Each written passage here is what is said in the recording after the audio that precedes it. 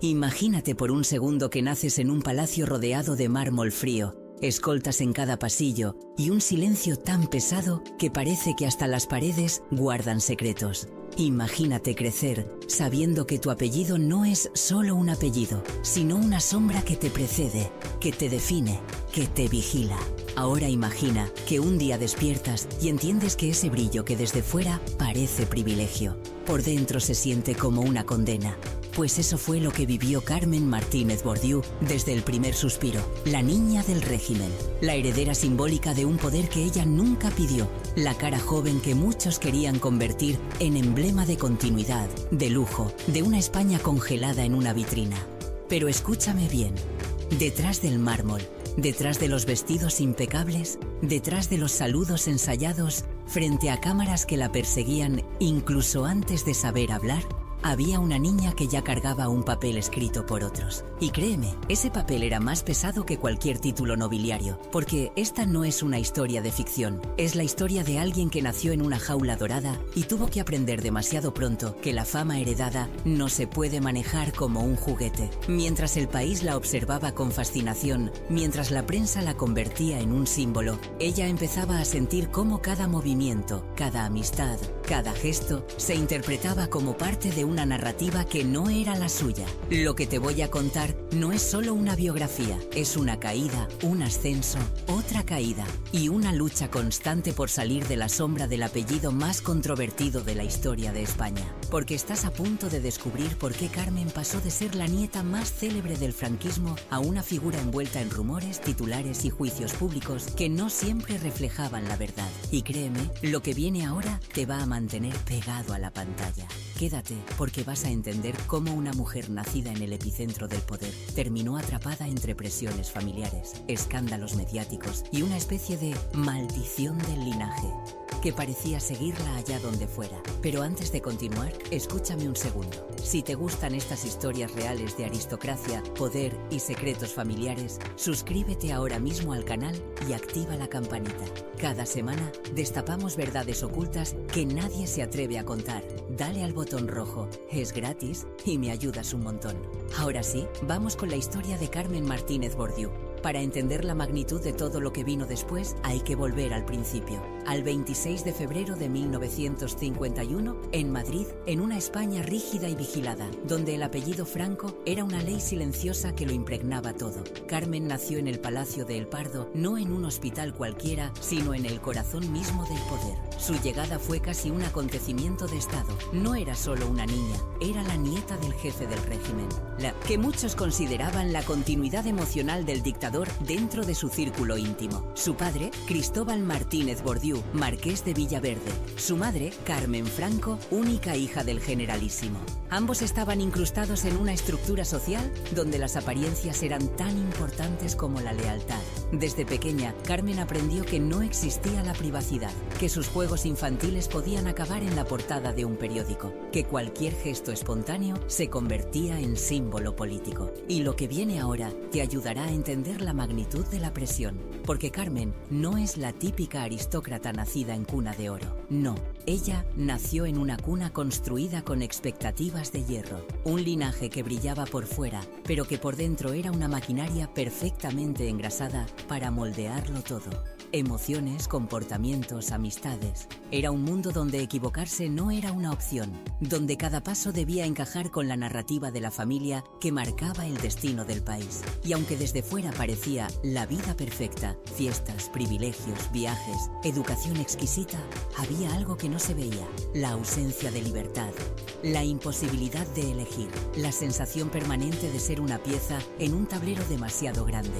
Y lo que estás a punto de escuchar explica cómo esa presión que se acumuló en su infancia acabó condicionando toda su vida adulta. Para entender cómo se formó Carmen Martínez Bordiú, hay que mirar más allá de los palacios y los aplausos. Su infancia estuvo marcada por un equilibrio imposible. Recibir amor y afecto de sus padres, sí, pero también estar siempre bajo la lupa de una sociedad que no perdonaba ni un error. Su madre, Carmen Franco, era estricta y elegante, reflejo de un linaje que valoraba la disciplina y la imagen por encima de todo. Su padre, el marqués, un hombre de carácter fuerte, buscaba protegerla, pero también la moldeaba con las mismas reglas que regían la alta sociedad. Créeme, no era la típica niña que podía correr por el jardín sin pensar en las consecuencias. En su juventud, Carmen empezó a sentir las grietas de esa jaula dorada. La educación que recibió, impecable en los libros y el protocolo, no preparaba para la presión de ser la nieta del dictador. Aprendió idiomas, estudió arte, viajaba entre Madrid y París y se movía en círculos donde cada mirada estaba calculada. Pero detrás de esos primeros éxitos había un anhelo de normalidad, de ser solo ella misma, aunque el mundo no lo permitiera. Cuando entró en la adolescencia, los titulares empezaron a seguirla. Cada vestido, cada aparición pública, cada sonrisa, se comentaba en la prensa con un escrutinio feroz. Y ella, como cualquier joven, quería libertad, amor, aventuras. Pero el linaje tenía otros planes. Es aquí donde surgieron sus primeras decisiones que rompían los moldes. Amistades polémicas, escapadas discretas, romances que la prensa retrataba como escándalos, aunque fueran solo gestos de rebeldía juvenil. A pesar de todo, Carmen mostraba talento para destacar sin pedir permiso. No solo heredó un apellido, también un carisma y una capacidad de conexión con el público que pocos podían igualar. Pero detrás de los flashes, detrás del lujo y las fiestas en palacios, había un mundo de inseguridades y dudas. La presión constante de cumplir expectativas hacía que cualquier error se sintiera como un terremoto emocional. Y lo que viene ahora es clave. Estaba a punto de conocer un tipo de libertad que le cambiaría la vida, aunque viniera acompañada de conflictos que nunca imaginó. Durante su formación, la vida sentimental empezó a jugar un papel central. Sus primeras relaciones, algunas con jóvenes aristócratas, otras con figuras del extranjero, despertaban la atención mediática. Cada encuentro se interpretaba como un gesto político, como si cada elección de corazón tuviera que ver con la estrategia familiar. Y créeme, eso calaba hondo. La juventud de Carmen fue, por tanto, un delicado juego de máscaras. Sonreír cuando no se sentía feliz, aparentar seguridad mientras el miedo a defraudar la acompañaba a cada paso. Pero no todo era presión. Carmen también disfrutaba de privilegios que pocos podían imaginar. Viajes de verano por Europa, estancias en casas históricas, amistades con artistas, músicos y actores. Esa mezcla de mundo rígido y libertad limitada le enseñó a moverse con destreza entre dos universos, uno público y brillante, otro íntimo y lleno de tensiones. Y mientras aprendía a dominar ambos, la vida le preparaba un golpe que marcaría el inicio de su ascenso, y con él los primeros escándalos que vendrían después. Aún siendo joven, Carmen comenzó a destacarse por su independencia de pensamiento. No se conformaba con aceptar órdenes, sino que buscaba caminos propios dentro de un entorno que no toleraba la rebeldía. Esa tensión interna entre cumplir expectativas y buscar autonomía sería un hilo conductor en su vida adulta. Y lo más importante, empezaba a vislumbrar que su destino no solo dependía del apellido, sino de cómo ella decidiera enfrentarse al mundo. El contraste entre su vida pública y privada, entre los titulares y sus emociones, se volvía cada vez más evidente. Sus decisiones, por pequeñas que parecieran, ya generaban titulares y murmullos, y lo que la mayoría no sabía es que esos primeros años serían solo un ensayo para los conflictos mucho más grandes que vendrían: matrimonios polémicos, alianzas con la aristocracia europea y, por supuesto, los rumores y escándalos que marcarían su imagen pública. Escúchame bien, cada paso que dio en esos años formativos no fue casualidad. Fue la preparación de alguien que debía aprender a sobrevivir entre la fama, el linaje y las expectativas familiares. Y lo que viene a continuación te mostrará cómo esos aprendizajes la llevaron directamente a la puerta de su primer gran ascenso social y personal, con todas las consecuencias que eso traería. Fue a mediados de los años 70 cuando el destino empezó a girar de manera definitiva para Carmen. La España que ella conocía estaba cambiando. La dictadura se acercaba a su final y con ello, la aristocracia y los hijos del poder tenían que redefinir su papel en un país que despertaba lentamente a la democracia. Para ella, eso significaba que su apellido seguía abriendo puertas, pero también que las expectativas se volvían más pesadas, más visibles. Cada gesto, cada decisión podía ser observado bajo el microscopio de la prensa y de la historia misma. Su primer gran momento de visibilidad más allá del linaje llegó con su matrimonio. Alfonso de Borbón, primo lejano, era más que un compañero, era un símbolo. Su unión se convirtió en un espectáculo social y Carmen, con apenas 20 años, fue retratada como la princesa moderna que continuaba la tradición de poder y riqueza. Pero paradójicamente ese éxito matrimonial no fue sin tensiones. Lo que el público veía como un cuento de hadas, por dentro era un tablero lleno de intrigas familiares, presiones mediáticas y dudas personales. Escúchame bien, nadie le había enseñado a manejar tanta atención, tanto juicio y tanta expectativa al mismo tiempo. Y lo que vino después no fue menos complicado. La relación la colocó en el epicentro de la aristocracia europea. La llevó a fiestas y eventos que parecían sacados de películas, pero también la expuso a rumores, críticas y comparaciones constantes. Aquí es donde prestes mucha atención. Carmen aprendió rápido que cada sonrisa podía ser malinterpretada, cada gesto podía convertirse en titular. Su vida se volvió un juego de equilibrio entre la apariencia perfecta y la realidad emocional. Un acto que debía mantener cada día, cada hora. Y lo que muchos no recuerdan es que, mientras ascendía socialmente, también comenzaban a gestarse los primeros problemas internos. La presión emocional y psicológica era constante. El linaje, las miradas de sus padres, los comentarios en la prensa, la responsabilidad de mantener viva la imagen de una familia histórica. Todo ello acumulaba tensión, y la tensión debía cortarse con un cuchillo. Carmen, joven y talentosa, sabía que cualquier paso en falso podía destruir no solo su reputación, sino también la estabilidad de su familia. Fue durante esos años cuando se hizo evidente la contradicción que marcaría su vida. Éxito público frente a conflicto privado. Mientras el mundo admiraba su elegancia, su gracia y su carisma, ella vivía con la sensación de que siempre había algo fuera de su control. No era rebelión gratuita, era supervivencia emocional.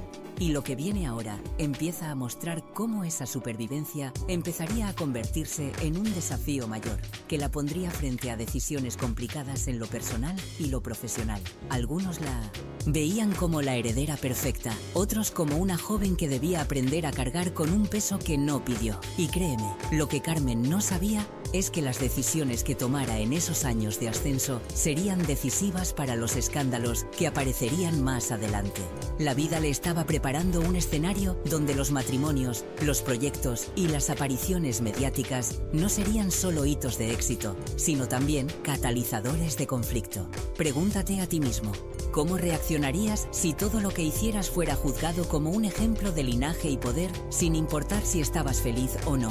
Carmen tuvo que aprender muy pronto a caminar con gracia sobre ese filo, y cada paso la acercaba a la puerta de su primera gran caída pública. Porque, como en toda historia intensa, detrás del brillo y la fama, siempre hay grietas profundas que nadie quiere ver hasta que es demasiado tarde. Y mientras su vida social y amorosa se expandía, la prensa empezaba a registrar rumores sobre conflictos familiares, tensiones con su esposo y relaciones que algunos calificaban de polémicas. Nada ilegal, nada comprobado, pero suficientes para alimentar la narrativa de que la nieta de Franco estaba atrapada en una especie de maldición mediática que parecía seguirla sin descanso. Escúchame bien, los flashes y las cámaras eran solo la fachada. Lo que estaba por venir, sin embargo, sería mucho más duro, más inesperado y más humano de lo que nadie podía imaginar. El contraste era brutal. A plena luz del día, fiestas, sonrisas, títulos, fotografías. A la sombra, dudas, presión, susurros y conflictos internos. Carmen había aprendido a sobrevivir entre ambos mundos, pero todavía no conocía la magnitud del choque que estaba por venir.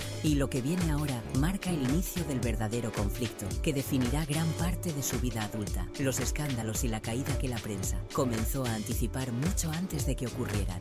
Mientras Carmen vivía ese ascenso que muchos envidiaban, en la sombra se gestaba un conflicto que pocos podían ver. Las tensiones familiares, las expectativas del apellido, los celos, los murmullos en la alta sociedad y la presión de mantener una imagen impecable empezaban a pasar factura. Créeme, nadie que no haya estado bajo ese tipo de lupa puede imaginar la intensidad de vivir así. Cada error se amplificaba, cada gesto se comentaba y cada decisión privada podía convertirse en noticia al día siguiente. La tensión operación debía cortarse con un cuchillo, y eso es exactamente lo que ocurría a medida que los años avanzaban. Al principio eran pequeñas grietas, discusiones con su esposo, malentendidos con amigos cercanos, incomodidad con la prensa, que parecía seguirla incluso en los viajes más privados. Nada parecía grave, pero cada pieza añadía peso al tablero emocional en el que vivía. Y como en toda tragedia griega, lo que empieza como un rumor puede convertirse en tormenta. Lo que nadie esperaba es que esos conflictos privados fueran a filtrarse,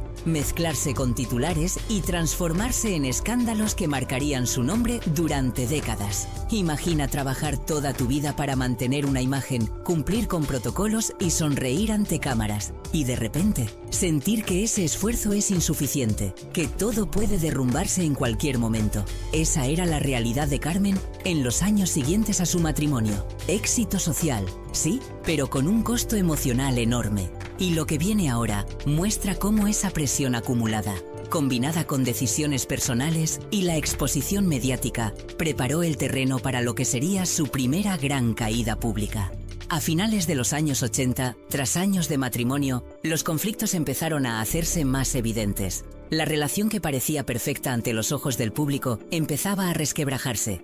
Rumores sobre tensiones en la pareja, disputas familiares e incluso sobre la crianza y la educación de los hijos comenzaron a ocupar portadas. Escúchame bien, no estamos hablando de invenciones, sino de lo que la prensa y la sociedad empezaron a percibir. Y esa percepción, a veces más fuerte que la realidad, se convirtió en un motor que aceleró la crisis. Imagina estar en el epicentro de esa tormenta mediática. Cada gesto, cada palabra, cada aparición pública evaluada y criticada.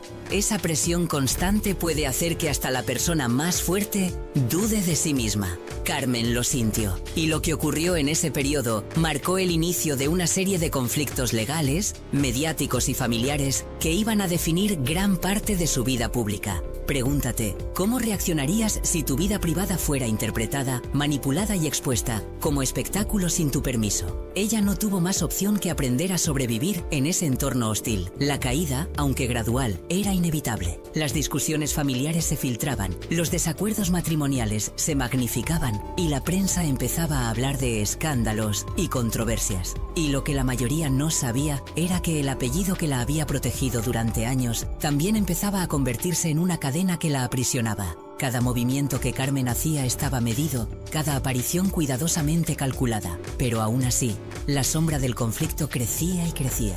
Y entonces, como suele pasar en estos casos, llegó el momento que lo cambió todo. A finales de la década, tras años de intentar equilibrar su vida privada y pública, Carmen se enfrentó a un punto de quiebre.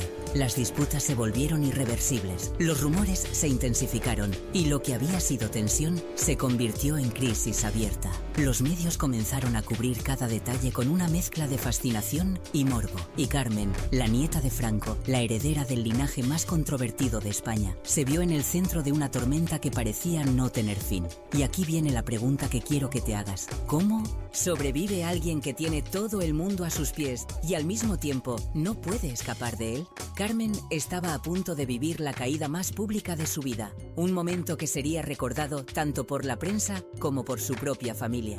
Y lo más impresionante es que, aunque los flashes y los titulares la exponían, su batalla más intensa era interna, contra el apellido, contra la presión y contra la percepción pública que parecía condenarla antes de cualquier acción.